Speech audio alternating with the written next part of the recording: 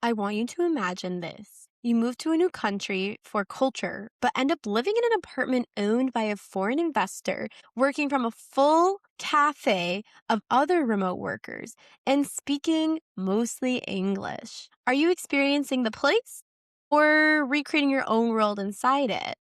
Digital nomadism has exploded in recent years, with millions of remote workers relocating globally and governments actively creating visas to attract them. But today's question isn't whether digital nomads are growing, because we know they are. It's whether they're quietly reshaping and, in some cases, eroding the very cultures they claim to seek. My name is Kiara, and I am your host of Put the Guidebook Down. In today's episode, we're going to investigate if digital nomads are ruining local culture, what that hidden impact is behind remote work travel, freedom, flexibility, and cultural immersion. The promise of digital nomadism is so attractive because it literally gives you the opportunity to work from anywhere in the world. So, being able to work technically in your home country, being paid in your local currency while living abroad, maybe in a cheaper cost of living or in a different environment that you normally wouldn't have been able to with the opportunities available there. And let's be honest, I'll be honest here.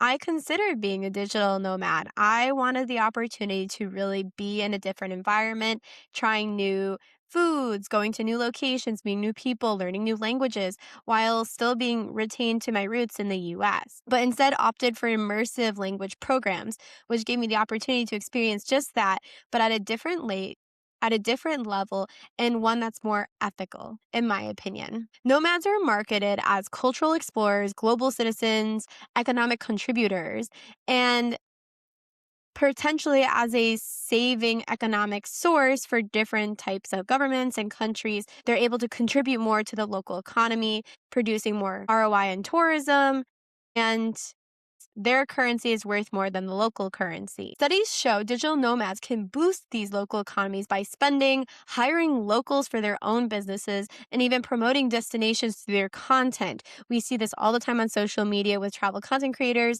creating the ideal or dream jobs by living abroad and creating content while trying out new experiences to encourage other people to come visit their destination they're currently living in. But here's the uncomfortable question. If they're so beneficial, why are locals beginning to protest them in places like Lisbon and Mexico City? Some even going as far as to stopping offering the visas for digital nomads, and some protests even in cities like Barcelona, where the locals are even spraying squirt guns at the visitors. I'd like to introduce you to the digital nomad paradox. The people searching for authentic culture are often the ones contributing to making places less authentic. Now, I may be challenged here, and again, I always encourage people to challenge me that, wait a second, but they're actually documenting some of the different experiences and offerings in those destinations, sharing local stories,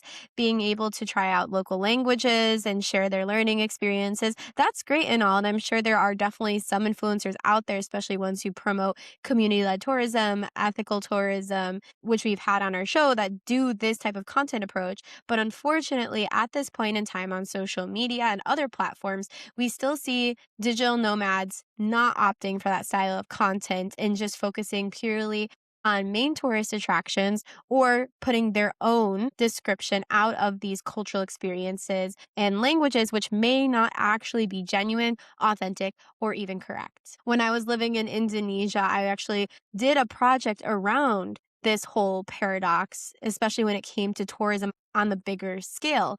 In that, my research was trying to investigate the impact of tourism on the preservation of local culture and language. And shockingly, there were no real laws or policies around this. So, this is where we're going to have the discussion today. So, how are they making places less authentic? The first one is gentrification and the cost of living. Digital nomads are often blamed for rising rents and pricing out locals. This is a known concern and one of the main reasons why we see different countries closing their doors to digital nomads and some countries even protesting larger companies such as Airbnb or verbo to enter and use their platforms. Because when these foreigners or these large companies come in and implement their workflows, offerings, it's more for the foreigners coming in to that destination. Therefore, they're able to charge more, which as a result impacts the surrounding areas, increasing the cost of living for locals. And this ends up shifting and reshaping the entire neighborhoods to the point where even housing for short-term rentals becomes just focused on foreign tenants, and even having foreigners operating and owning these buildings, such as we see in Bali, and therefore pushing some of the local job opportunities, housing opportunities away from locals. The second is cultural bubbles. Most digital nomads don't integrate, they aggregate. What does this mean? Nomads tend to cluster in these co-working spaces, expat communities, or even nomad hubs, which are popping up more and more. Research and reporting show that many form social bubbles within these co-working communities rather than integrating with locals, because then they don't have to work to overcome the language barrier. Offerings tend to be more westernized than what they're used to back home,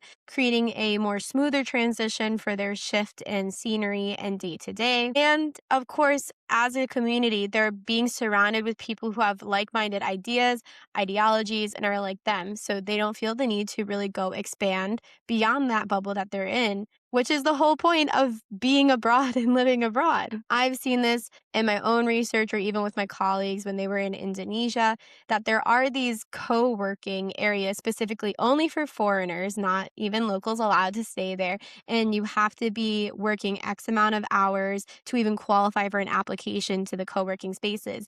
But again, they're all a bunch of foreigners that are there just to be digital nomads and do their work there while having a cheaper cost of living abroad. And the third is lifestyle exporting. Instead of adapting to local culture, many destinations are adapting to the nomads. So we're seeing English first environments, Western style cafes, and globalized comfort zones. So I've mentioned this in many of my episodes. We're seeing more English only menus in a country where their native language is not English, or even having English as a commonly spoken language.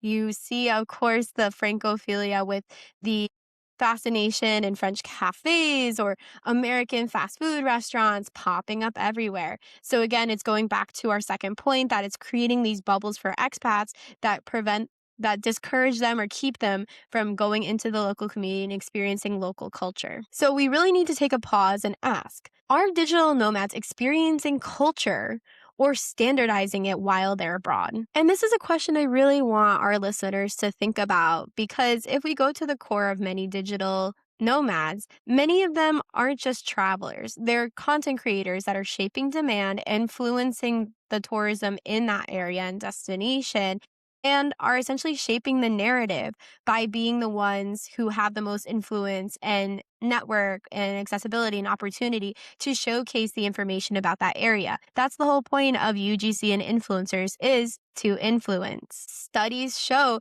digital nomads act as unintentional brand ambassadors, influencing how destinations are perceived online, not just by foreigners, but by the locals as well. So they are shifting the narrative and actually documenting the narrative that is going to be perceived and digested by the rest of the world. And this creates a feedback loop. Nomads post the content, others follow or engage with it, and then the destinations shift to serve those people who are digesting the content. I keep going back to this because it's one of the number one digital nomad hotspots, and even one where many foreigners are allowed to invest in and move to, is Indonesia, specifically Bali. We've seen this on the tourism scale in Bali, where we even have these cookie cutter tours being branded as digital nomad or influencer tours, where they take you to the most picturesque areas, often man-made, to have these influencers take their photos and then post to their own channels to therefore drive more people to that experience or tour.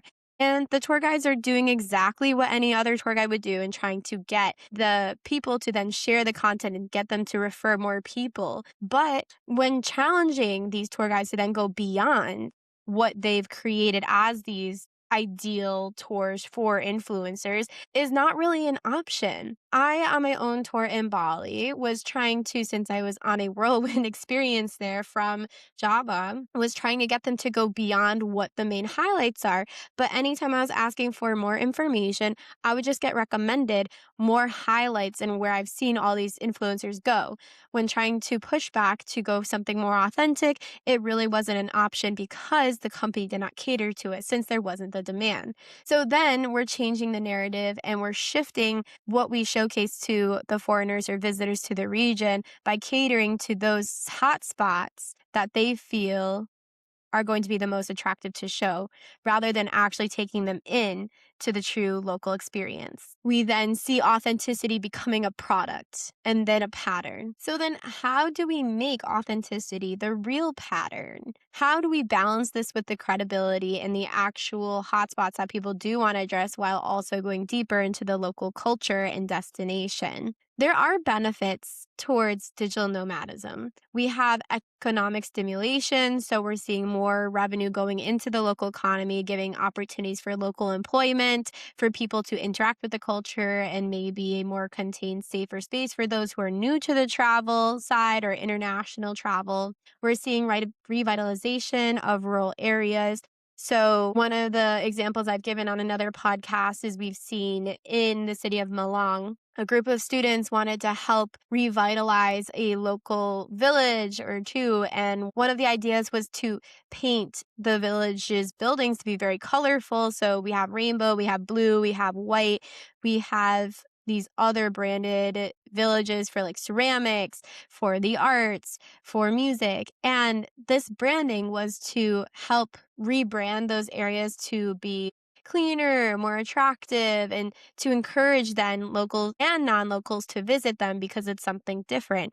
But what it also did is it started help to preserve the local areas and revitalize them into a area that's now attractive for Indonesians and then also foreigners coming. So we see it benefiting both parties. And additionally, we see new businesses and innovation coming to the area where new people from different backgrounds come together in a new location that promotes the exchange of new ideas, perspectives, and that's how new discussions and innovation occurs. So new businesses for locals pop up. Of course, we see the large corporations moving in because they want to capitalize on the opportunity as well. But this helps again with local employment and getting some more money into the local economy. And governments actively design policies to attract nomads for economic growth. We see them opening up opportunities for locals to then build a house, or if they move there and start a business, then they can gain citizenship. There's different opportunities available and different approaches to it. So digital nomads aren't necessarily the problem, but unregulated extractive travel behavior is. So I want to get to the main problem here at hand. The issue isn't digital nomads. It's how we define living somewhere. Staying longer doesn't automatically mean deeper connection. It's how we move through the space, how we interact with the different elements in that space, the different people, the language, the culture, the smells, the sights. It's how we build our roots within that area, even if you're there only for a short term. For those going on a whirlwind kind of style vacation where you're just in a spot for maybe 2 days, you can even start going into the deeper connection by having those conversations with locals, asking beyond the weather, asking beyond how do I get to this castle. It's about how you choose to move through the space and the connections you make along the way. So before booking a destination, deciding on how long you're going to stay, where you're going to go, really take a minute to ask yourself these questions. Are you contributing to a place or just consuming it more slowly? Who benefits from your presence? Would your experience look the same anywhere else? And that last one's a huge one, especially for our digital nomads.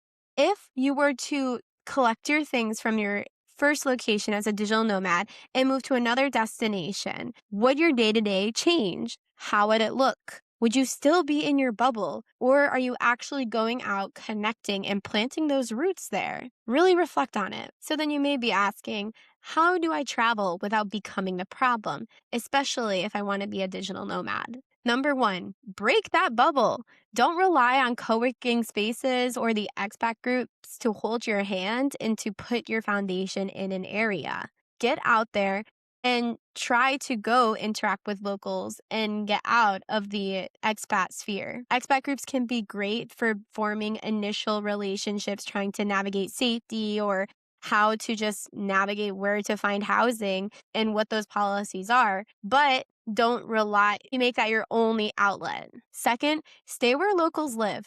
Of course, responsibly. We don't want to go into an unsafe area or environment, but avoid displacement heavy areas. Research the housing impacts on the area and maybe how digital nomadism and tourism, or if foreigners are heavily investing into the area. Go where there's more authenticity and where there's locals even still able to live in that accommodation.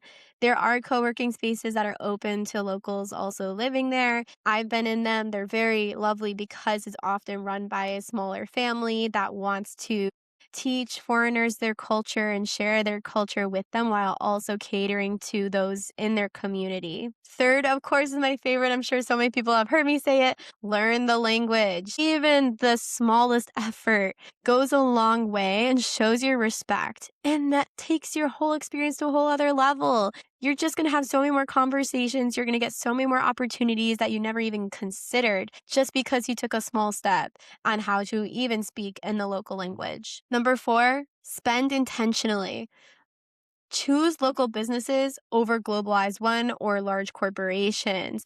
This can sometimes require a little bit more research, but your impact goes a lot longer of a way and helps contribute to something a little bit bigger rather than just feeding into the standardized image. Lastly, stay longer but engage deeper. The time of your visit does not determine your connection level. Your participation does. So even if you're there, as I mentioned, for one day, if you're just passing through or you're opting to stay for a month, really challenge yourself to step outside of your comfort zone and try something new. Have the conversation with someone you're passing by on local transportation. Ask your waiter a different question about local community events coming up. Choose a local bar or restaurant over the standardized English language menus. This gives you deeper engagement, which not only leads to a better experience, longer lasting memories, but you grow a lot more as a person, leaving with a more open mind, new perspectives, and essentially a new part of yourself. Immersion is not about proximity, it's about participation and how you move through a space. Digital nomadism isn't inherently harmful, but it sits at the intersection of travel, privilege, and global inequality. The question isn't whether you should travel this way or that way. It's whether you are aware of the impact that you have while doing it. Because travel doesn't just change you, it changes the places you go. So maybe the better question is, are you adapting to the place or is the place adapting to you? I want to thank everyone for listening to this episode. I would encourage you to check out the other episodes of Put the Guidebook Down and videos on Culture Travels YouTube and Instagram page. We have a lot of deeper discussions coming up with more content creators and ethical travel influencers. So be sure to check them out. And as always, I would love to hear your responses and thoughts. So please share your stories and tune into the next episode. Thank you, everyone. Bye.